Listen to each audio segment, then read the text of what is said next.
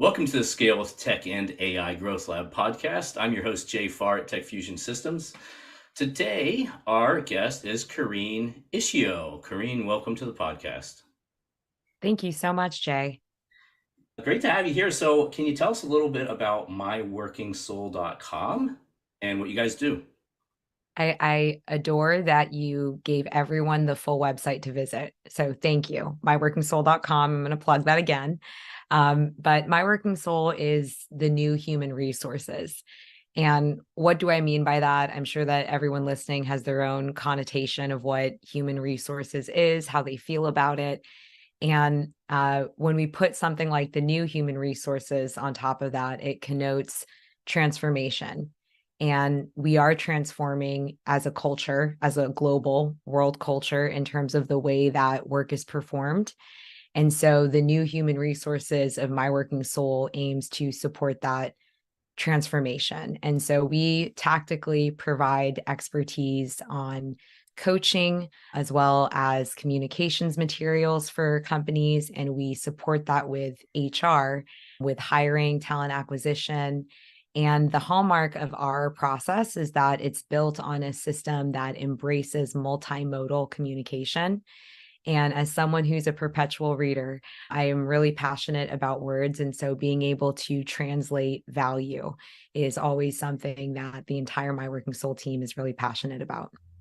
Wow, that sounds amazing. It's interesting because I've been interviewing a lot of people recently in I might just call it the HR space. I don't know what you would call the kind of the umbrella term for like the space of everyone who's doing something within human resources.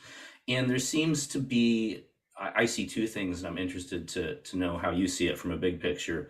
There seems to be an awful lot of problems and an awful lot of opportunity for improving those situations, and a trend of people starting to recognize that. And so there seems to be more awareness around that than there used to be, and there seems to be more motivation for people to take action to make that better. Are you seeing any sort of trends like that? What's your opinion about that? Yes, I think that's an apt observation. And as also a student of history is another identifier that I resonate with. So, as a student of history, I'm very interested in tracking work and the history of work. I have a soft spot in particular for the Industrial Revolution and all of the consequences that came from the rapid advancement of technology. And bringing that into the future tense, I'll call it, we're witnessing currently, recently, I should say, a lot of different phases. People might be familiar with what was termed the Great Resignation recently. Then successively, it was the Great Layoffs. And now we are currently in and continuing to approach this era that they're calling the Great Mismatch. And I tend to gravitate to this because I specialize specifically in hiring and talent acquisition. I'm a recruiter for life. But the other thing about hiring and talent acquisition specifically as a part of the HR suite is that it defines and contextualizes the working relationship of an employer and an employee. And as we continue to approach the gig economy, where people are empowered to create their own futures, quite literally, we're witnessing a lot of different skills matching. It's really key to think about the value match. And there's a process of reframing that takes place. You mentioned a few, you use the word problems, which I gravitated towards. I personally I'm an optimist. So I typically think in terms of solutions, and I like the way that you contextualize that in terms of opportunities. That was the words you used. And for me, I think that part of the idea of terming something the new human resources is not necessarily to demonize anything that has occurred in the past. There's always reasons to why work evolves in the way that it does, but it is a critical recognition that human resources as a department has a very non-standardized function, and it's not best serving the people that it's supposed to serve. It's not serving businesses as well as they could be, and it's not serving the employees and the human experience. So it's not HR's fault, but something definitely needs to change. Yeah, I think that was well said. And I can't help myself because I've been an engineer since I was 5 years old. And so the only thing engineers know how to do is to identify, opportunities and find ways to improve them. So I almost can't just help it. But I love how you said, let's not demonize the past. Let's just learn from it. And then that can teach us how to make things better. So I love that kind of viewpoint, I guess you'd say. What kinds of things do you guys do inside of HR and inside of placement? And you talked a lot about kind of placement, I think, and talent matching and those sorts of things. How do you guys approach HR in a way that's different than it's been done in the past to make it better? Yes, that's a really good question, Jay. And it alludes to the nature of human resources as it has been defined in the past, where it often feels like a mentor said this to me, like you have two husbands or you have two people that you're trying to best serve all at the same time. And we see this trend in HR where different pieces of the HR suite have become more frequently outsourced. Things like payroll, benefits administration. There's pieces that can break off a little bit more naturally. The piece of HR that's really essential to be connected internally to a business is the people part, actually forming relationships and understanding how communication informs relationships, especially in a remote work setting. And a lot of the times in HR, when there's a term called inheriting, like inheriting employees, like you're not starting from the ground up. One of the things that you might see is that breaks your heart. There's some people who just had a bad experience, who weren't communicated in a way that could make sense for them, and then it turns into an antagonistic relationship that sometimes can no longer be salvaged, and that's heartbreaking. And it's really key to have that wisdom and experience when you are in that stage of hiring anyone, whether you're starting from employee one, or employee 1000.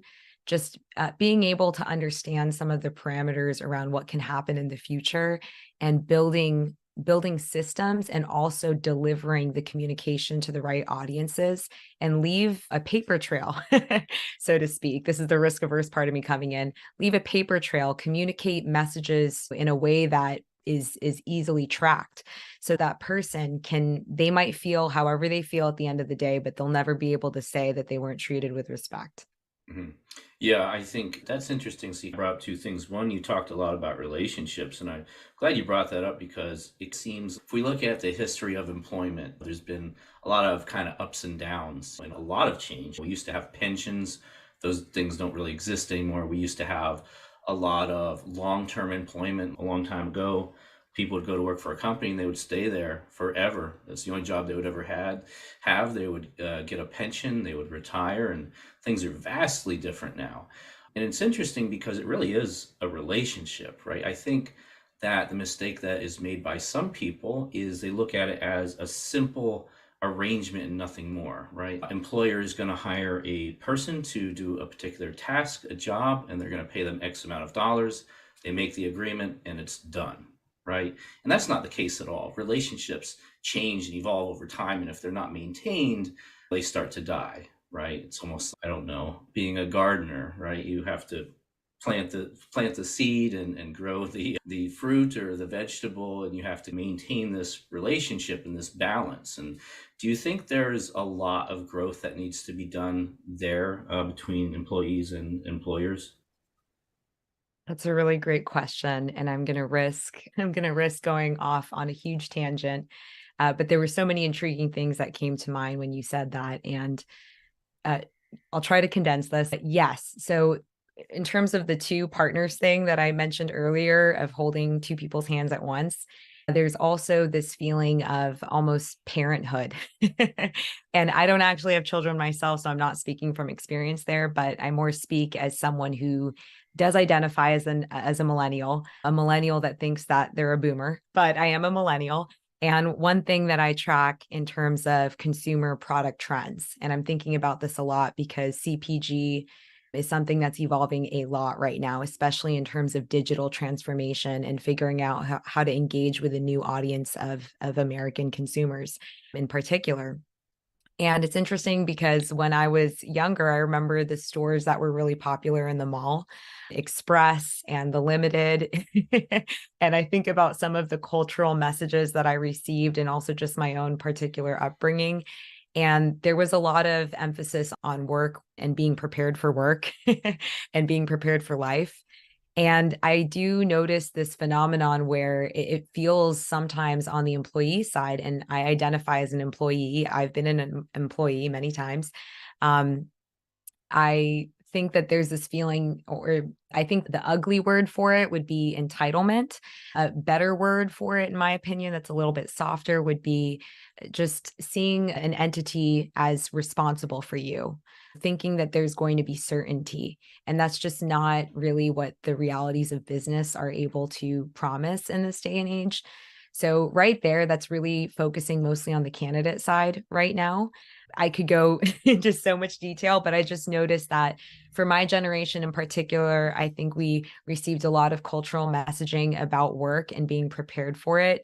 I think that now that a lot of us are in corporate settings, I venture to say that maybe that vision disappointed us, and this expectation type of culture, especially visually on social media and seeing so many people have fun at work, we can sometimes forget that might be subjective. Yeah, that's interesting. I do think maybe there's a disconnect between some of the flashiness on social media and real life. And we talked about that briefly before we started recording.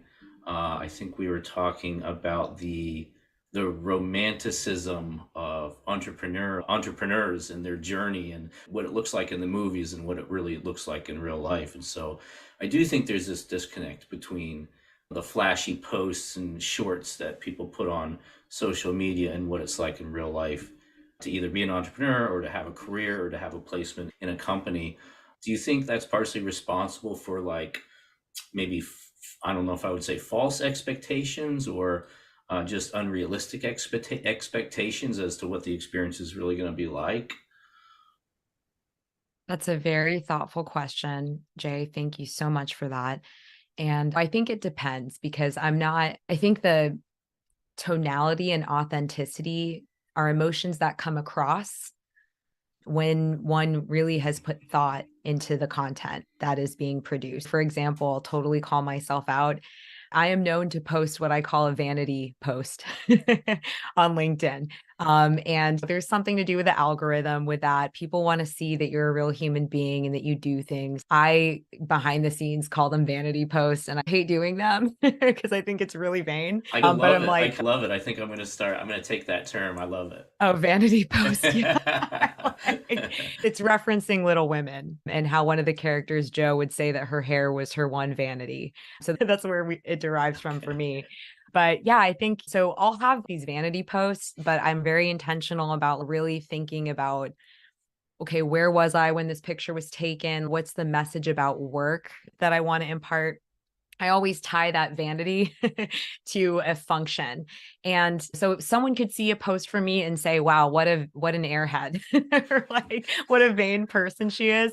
And I would laugh and I'd say, that's okay. Cause in an attention economy, I exactly wanted your attention. So I'm glad that you think I'm an airhead. And I hope that you take the time to read the caption because that's where I put a lot of my authenticity. So again, I think that a lot of digital natives in a generation like millennial YZ, we've grown up knowing that we can't necessarily trust anything.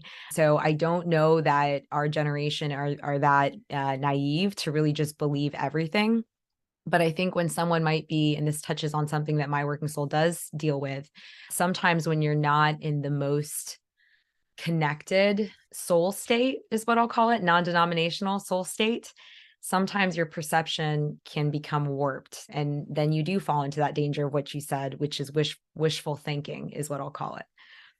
Yeah, I love the fact you brought up being genuine, and I think it's okay to make those posts because you are being genuine. You're being goofy. It's this is me, and that's okay. And I know something I really love about Alex Hermosi, who is put out several times in a couple different versions, is talking about how it's okay to have a bad day. Like, you're gonna have bad days, get over it. Like, that's part of it. Like, this expectation, like, again, going back to, like, maybe I think it's easy to have like false expectations and just, wish for the moon every day, is not reality. And having a day that's not a 100% day is okay, right? That's part of the process, and you shouldn't get down on the day just because it's not the best day you've ever had. And that's just part of the journey. And I think that just that attitude towards it makes it acceptable to say, okay, today's not quite as good as yesterday, but we're going to make the best of it, and that's okay. And tomorrow's a new day, instead of it weighing on you and bringing you down just because it wasn't quite what you had hoped for that day, because we can't control everything. I'm going to take a controversial and odd stance on this one. And I do recognize the beauty of what you're saying, and to a large extent I agree with it. I also think it's okay to totally freak out within boundaries.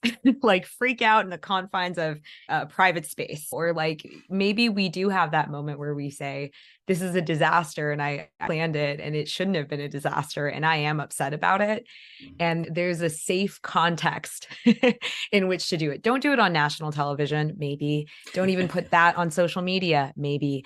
But you can be authentic. It's like, you can, if you feel that way, I'm one, I never try to guise the way that I feel, even when I know it's not okay or politically correct, or I always find a way to be respectful but still tell the truth. And that's the essence of really loving someone, in my opinion, is respecting them enough to tell them the truth in the way that maybe they won't agree with, but they'll never say that I disrespected them. And that's always like a key focus point for me. Oh, whoa, got aggressive there. Yeah. No, that was great. No, I totally can identify with that. And yeah, as far as controlling your emotions on bad days, it's easier said than done. Like, it does help me a lot on Yeah. days that don't go so well, but is it a 100% work all the time sort of thing? No.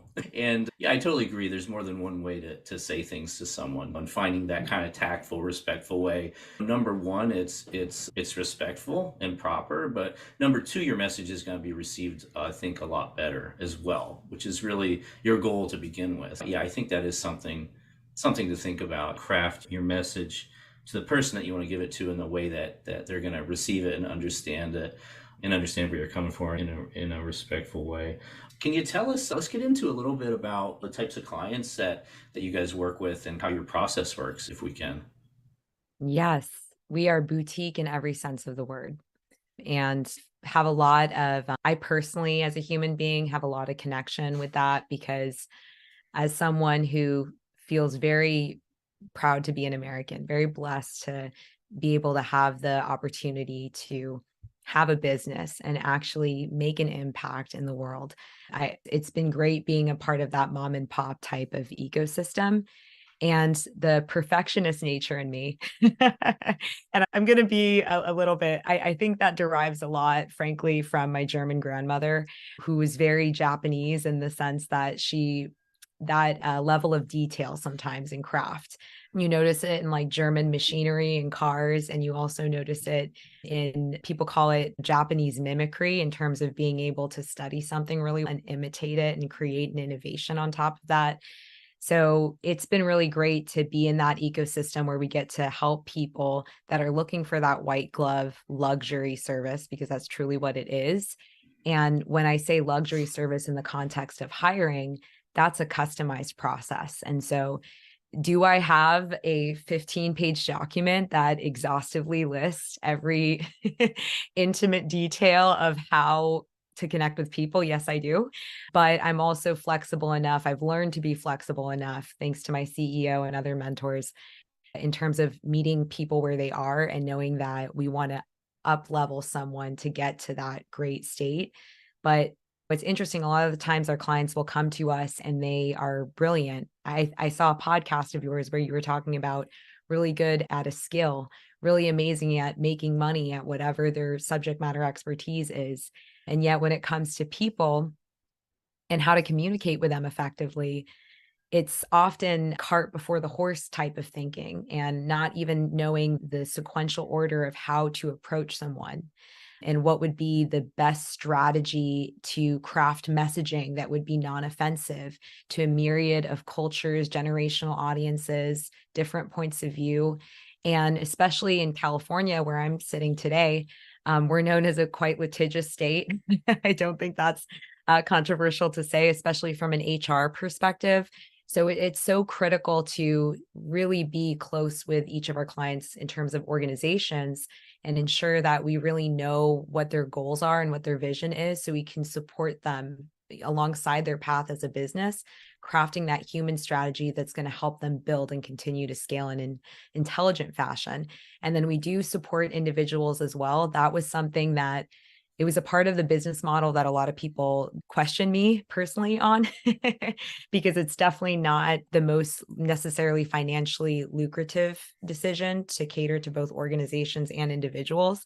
However, I personally could never disconnect from the fact that there's so much education and learning that needs to happen in order to successfully make this shift to a new era of work.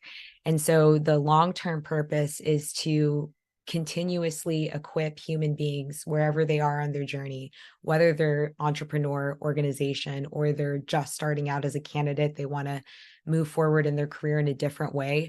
We find a way to create that cyclical harmony between both groups. So it no longer has to be that holding two hands. It's like the hands are coming together. Fantastic. That's beautiful. I love it. Yeah.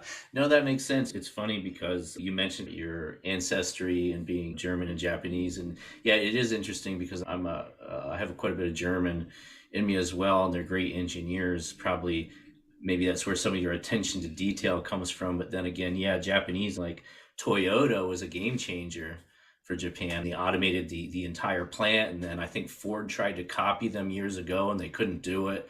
And so it's just interesting. I find it fascinating how different cultures can be and learning from each other, both success and failure. But yeah, I can tell like your level of attention to detail is quite substantial. And then you mentioned how you can be a perfectionist sometimes. I found sometimes that can be a good thing and sometimes maybe not so good. What do you think about that? You teed me up perfectly, and I'm going to be completely honest. I don't really, I'm I hope this doesn't disqualify me to work with Toyota in the future. And I love Toyota. But personally, I'm a Honda fan. And Oh. I don't know if you know the relationship of those two companies, but Toyota is the larger company, if I'm not mistaken. And Honda was originally someone who was working on bikes. And then he transitioned and he had to go through, I think he had to go through so many different iterations as a founder, the founder of Honda. And Honda was also positioned at one point to be strictly a racing company. And then he got into an accident. I don't know his first name, but Honda's the last name. Got into an accident, pivoted. I believe there was a time during World War II where Honda even had to go under Toyota to even survive. But I love Honda because of the Honda Element, which they don't make anymore. And I've always had a soft spot in my heart for them. And it's interesting because I think that Honda, as a founder, he could also be classified as a perfectionist. And the interesting thing is that what I find inspirational in his story as a founder is not necessarily in all of the various things he ended up perfecting, but I like the way that his vision transformed because he went from saying, I'm working on bikes to now I'm going to racing's in. I'm going to get into this. And so that transformative vision, always finding a way to, hey, it's not perfect because now I have to pivot. Now we're in a wartime economy, but still finding a way to look forward and have that purpose and have the motivation to want to be perfect. That doesn't mean that we have to be perfect, especially when the whole world around us is not a controlled variable. Yeah, that's interesting. That's got to be a great story, and I actually want to go and read up on it now to get the details. But yeah, that's awesome. It's so crazy, the founder stories. Like, there's so many pivots and just crazy, wild stories of how people in their kind of journey of being a founder have run into complete roadblocks and then somehow found a way to pivot and regroup and re-strategize and continue on to build something great. Yeah, I think we can learn so much from those stories.